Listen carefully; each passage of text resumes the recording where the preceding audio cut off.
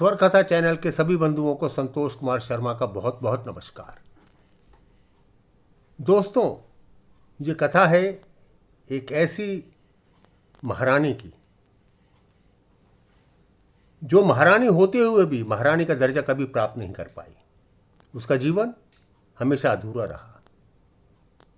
उसने अकेले अपनी जिंदगी बिताई और उसका बेटा भी नौछावर हो गया, युद्ध की भेंट चढ़ गया। एक चारे की तरह उसका इस्तेमाल हुआ। हम सब ने महाभारत की कथा पढ़ी है। लाक्षागृह के बाद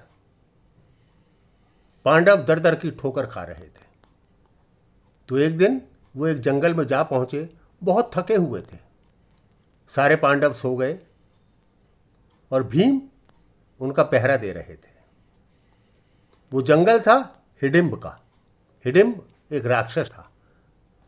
वो उस जाति का राक्षस था जो नरभक्षी होते हैं। उसके साथ उसकी बहन हिडिंबा भी रहती थी। हिडिंब ने जब मानव गंध सूंघी तो उसने फौरन हिडिंबा को कहा, जाओ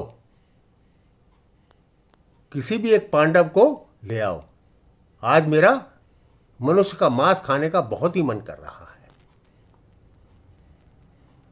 हिडिंबा भाई का आदेश सुनकर चल पड़ी।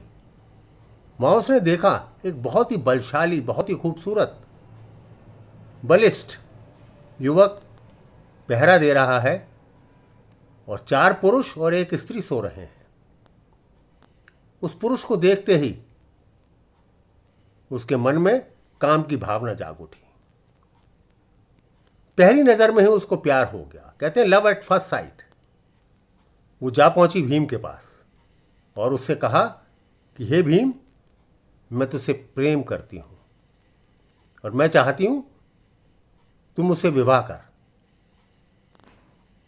पर हां, साथ में उसने यह भी बता दिया कि मेरा भाई हिडिंब अभी आ रहा है और वो तुझे मारकर खा जाएगा, इसलिए तू सावधान हो जा।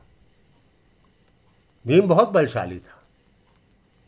जैसे हिडिंब आया, उन दोनों में युद्ध हुआ और भीम ने हिडिंब को मार गिराया। एक बार हिडिंबा ने फिर से अपने प्रेम के विषय में भीम को कहा। जब भीम ने कहा कि मैं अपनी मां कुंती के आदेश के अनुसार ही चलता हूं, उनके बिना आदेश के मैं तुमसे विवाह करने में असमर्थ हूं, तब हिडिंबा मां कुंती के पास गई और उनसे अनुनय विनय किया कि मुझे भीम के साथ विवाह करने की आज्ञा दें। कुंती बहुत दूरदर्शी थी। वो जानती थी कि एक दिन कौरवों के साथ युद्ध अवश्य होगा। उसने देखा कि हिडिंबा भी बड़ी शक्तिशाली है और दोनों के मिलन से अवश्य ही शक्तिशाली संतान उत्पन्न होगी जो कौरवों के साथ युद्ध में काम में आ सकती है। और इसी कारण से उसने भीम को आदेश दिया कि तुम हिडिंबा के साथ विवाह कर लो, पर एक शर्त भी रखी थी। हिडिंबा को कहा कि भीम तब तक तुम्हारे साथ रहेगा, हम सब तब तक तुम्हारे साथ रहेंगे, नहीं ले सकता जब तक कोई पुत्र तुम्हारे गर्भ से जन्म नहीं ले लेता। 1 वर्ष के भीतर भीतर एक पुत्र रतन की प्राप्ति हुई हिडिंबा को। उसका सर घट जैसा था, इसलिए उसका नाम रखा गया घटोत्कच। परंतु जैसे ही पुत्र उत्पन्न हुआ, पांडव वहां से चल दिए। कुंती जानती थी अगर हम यहां से नहीं गए तो हम अपना राज्य कभी वापस नहीं ले पाएंगे। परंतु हिडिंबा से कभी किसी ने नहीं पूछा कि वो भी साथ चले। छोड़ दिया उन्होंने हिडिंबा को अपने बच्चे का लालन पालन करने के लिए और अपनी खुद देखभाल करने के लिए, बिना किसी सहारे के, बिना किसी पुरुष के सहारे के। वक्त बीतता गया।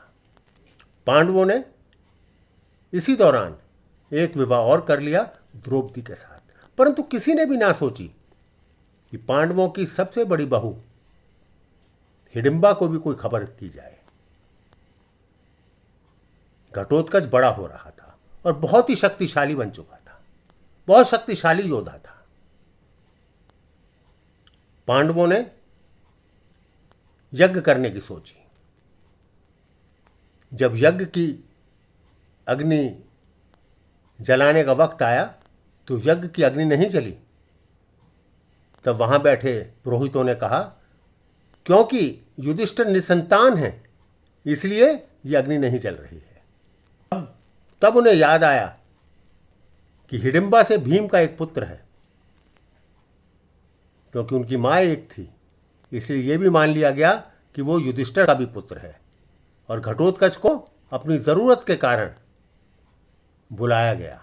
घटोत्कच के पहुंचते ही अग्नि जल उठी और इस प्रकार से यज्ञ संपूर्ण हुआ। वो फिर वापस आ गया अपनी मां के पास। कुछ काल के पश्चात महाभारत का युद्ध आरंभ हो गया। इस बीच हिडिंबा की खबर किसी ने ना ली। हिडिंबा अकेली जंगल में अपने पुत्र के साथ रह रही थी। युद्ध आरंभ हो चुका था महाभारत का। पांडवों और कौरवों की सेना आमने सामने थी। बड़ा भयंकर युद्ध था। कर्ण के पास एक शक्ति थी जो उसने अर्जुन के लिए संभाल कर रखी हुई थी। कृष्ण ये बात जानते थे तो उन्होंने सोचा, यदि यह शक्ति कर्ण ने अर्जुन पर चला दी तो अर्जुन का बचना नामुमकिन हो जाएगा। कोई ना कोई उपाय करना होगा। घटोत्कच को जंगल से बुलाया गया। वो मायावी राक्षस भी था। वो माया रचनी जानता था। उसने मायावी युद्ध आरंभ किया। कौरव सेना में हाहाकार मच गया। परेशान हो उठा दुर्योधन। दुर्योधन ने कहा कि इस मायावी राक्षस से बचना बहुत आवश्यक है। वो सीधा कर्ण के पास गया और कर्ण से कहा कि किसी भी तरीके से इस मायावी राक्षस को खत्म करो। वो बोला, मेरे पास एक शक्ति है, परंतु वो शक्ति तो मैंने अर्जुन के लिए संभाल के रखी हुई है। दुर्योधन इतना घबराया हुआ था। उसने कहा कि अर्जुन को तो हम देख लेंगे, तुम जल्दी से जल्दी इस घटोत्कच का वध करो। जब घटोत्कच का वध का समय आ गया, कृष्ण ने घटोत्कच को कहा कि वो उनके रथ के पीछे छुप जाए। परंतु जैसे ही कर्ण ने वो अस्त्र चलाया, वहां से रथ को खिसका दिया गया और वो शक्ति सीधी सीने में जाकर लगी घटोत्कच के, और इस प्रकार से घटोत्कच का बलिदान हो गया। एक प्रकार से हम कह सकते हैं कि उसको तो एक चारे की तरह इस्तेमाल किया गया युद्ध में। परंतु कोई रोया नहीं, बल्कि खुशी ये मनाई गई कि अर्जुन बच गया है। जैसे अभिमन्यु के मरने पर बहुत विलाप हुआ था, घटोत्कच के मरने पर कोई विलाप नहीं हुआ। महाभारत का युद्ध भी समाप्त हो गया, परंतु हिडिंबा की याद तब भी किसी को ना आई। शायद ये सोचकर कि वो राक्षस वंश से है, या फिर कहीं वो पांडवों के परिवार की सबसे पहली बहू है, सबसे पहली रानी है, कहीं वो महारानी का दर्जा ना मांग ले। शायद इस तरह की दुविधा द्रौपदी के मन में अवश्य रही होगी। जब पांडव जुए में हार गए थे तब भी वो हिडिंबा के पास नहीं गए, जबकि हिडिंबा के पास आसानी से जा सकते थे। हिडिंबा ने इस प्रकार अपनी जिंदगी अपने बच्चे के लालन पालन और उसके बलिदान में बिता दी, बिना किसी सहायता के, बिना किसी पुरुष के सहायता के। हालांकि वो पांडवों की सबसे बड़ी रानी थी। हिडिंबा निराश हो चुकी थी। उसने तपस्या करने का फैसला किया और कई वर्षों तक तपस्या की, और उस तपस्या का परिणाम यह हुआ कि कलयुग में हिडिंबा को देवी के रूप में माना जाता है। और हिमाचल प्रदेश में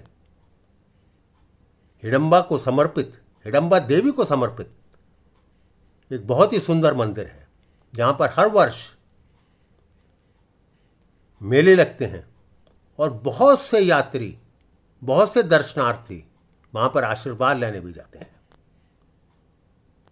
तो इस प्रकार से एक महारानी, जो पांडवों की सबसे बड़ी महारानी थी, सबसे पहली रानी थी पांडवों के परिवार की, जो पांडवों के परिवार की सबसे पहली बहू थी,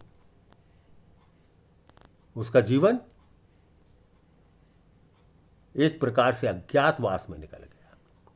उस पर किसी ने, ना उसके पुत्र पर किसी ने आंसू बहाए, ना उसको कभी किसी ने याद किया। सभी मित्रों का बहुत बहुत धन्यवाद।